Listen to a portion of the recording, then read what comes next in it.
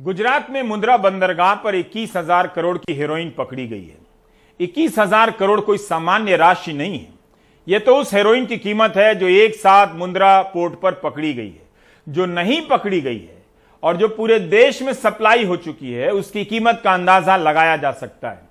इसके पहले भी अखबारों में ऐसी खबरें छपकर गायब हो जाती रही हैं, लेकिन अगर आप उन तमाम खबरों को एक साथ रखकर देखेंगे तो फिर 21,000 करोड़ की हेरोइन पकड़े जाने की घटना पर हैरानी नहीं होगी। बस इसे लेकर सवाल नहीं होगा कि यह किसकी जवाबदेही है। भारत में ड्रग्स का इतना गहरा जाल कैसे बिछ गया। हमने पिछले 2-3 महीनों के दौरान ड्रग्स के पकड़े जाने से संबंधित कुछ खबरों के बारे में सर्च किया तो यह तस्वीर आपके सामने है। इस साल जुलाई में जब दिल्ली पुलिस ने 2,500 करोड़ की हेरोइन पकड़ी, तब पुलिस ने दावा किया कि 10 साल में यह अब तक की सबसे बड़ी खेप पकड़ी गई है। खबरों के मुताबिक इसे मध्य प्रदेश के शिवपुरी ले जाया जा रहा था, जहां की एक फैक्ट्री में इसे तराशा जाना था। जुलाई में ही महाराष्ट्र में 879 करोड़ की हेरोइन पकड़ी गई। इस साल मई में दिल्ली में 250 करोड़ की हेरोइन पकड़ी गई। इसी 31 अगस्त को पंजाब में 100 करोड़ की हेरोइन पकड़ी गई है। इन सभी खबरों में अफगानिस्तान और ईरान का नाम आ रहा है। सिर्फ इन छिटपुट खबरों में ही हजारों करोड़ से अधिक की हेरोइन पकड़े जाने की खबर है। ड्रग्स के कारोबार का मामला राष्ट्रीय सुरक्षा से भी जुड़ता है, लेकिन इसके पकड़े जाने का काम डिपार्टमेंट ऑफ रेवेन्यू इंटेलिजेंस के पास है, गृह मंत्रालय के पास नहीं है। इस विभाग को DRI कहते हैं। गुजरात के मुंद्रा बंदरगाह पर 21,000 करोड़ की हेरोइन पकड़ी गई है। इस बारे में NV श्रीनिवास की खबर छपी है डेक्कन क्रॉनिकल में, और दूसरी जगहों पर भी दूसरे लोगों की छपी है। इसमें लिखा है कि गुजरात के मुंद्रा बंदरगाह पर 3,000 किलोग्राम हेरोइन पकड़ी गई है। यह सुई के नोक के बराबर है। ड्रग तस्करों ने इसके पहले 24,000 किलोग्राम हेरोइन की तस्करी की है और उसे अपने नेटवर्क के जरिए पूरे देश के अलग अलग हिस्सों में पहुंचा दिया है। अखबार लिखता है कि अगर DRI के अनुसार 3,000 किलोग्राम हेरोइन की कीमत 9,000 करोड़ मान भी ले, तो उसी दाम के अनुसार भारत में 72,000 करोड़ से अधिक की हेरोइन पहुंच चुकी है। इस साल जून में विजयवाड़ा की एक कंपनी ने 25,000 किलोग्राम ड्रग्स का आयात किया और अपने रिकॉर्ड में इसे टेलकम पाउडर बता दिया।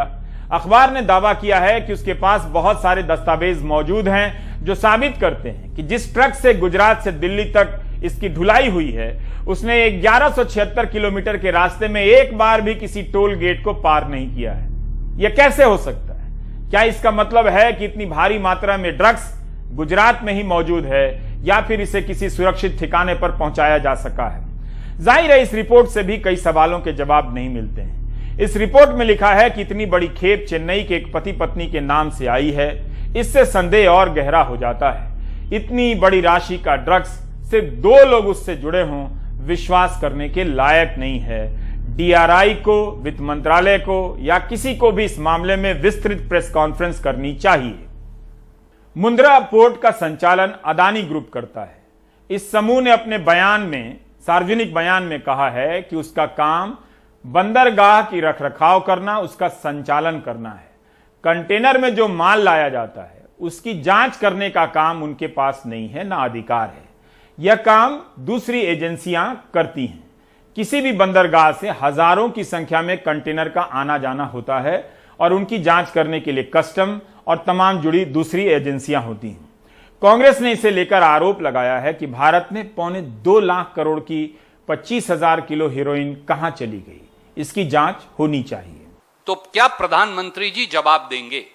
सवाल नंबर 1, 1,75,000 करोड़ के 25,000 किलो हीरोइन ड्रग्स कहां गए, जो तथाकथित तौर से जून में आए थे इसी अडानी पोर्ट से? सवाल number 2, narcotics control bureau, DRI, ED, CBI, IB, क्या वो सोए पड़े हैं, या फिर उन्हें मोदी जी के विरोधियों पर रेड डालने से फुर्सत नहीं मिल रही? सवाल नंबर 3, क्या ये सीधे सीधे देश के युवाओं को नशे में धकेलने का षड्यंत्र नहीं?